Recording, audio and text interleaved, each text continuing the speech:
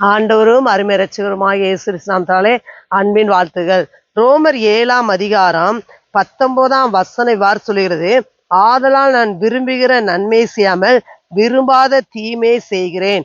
அந்தப்படி நான் விரும்பாதை நான் செய்தால் நான் அல்ல, எனக்குள்ளே வாசமா இருக்கிற பாவமே அப்படி செய்கிறேன்னு சொல்லி இங்க இவ்வாறு சொல்லுகிறார் அப்போஸ்தலனாகிய பவுல் ரோமருக்கு சொல்லுகிறார், நான் விரும்புகிற நன்மை செய்யாமல் விரும்பாத தீமை செய்கிறேன். அப்புறம் நம்ம நன்மை செய்யணும் விரும்புறோம், ஆனா விரும்பாத தீமை செய்கிறோம்.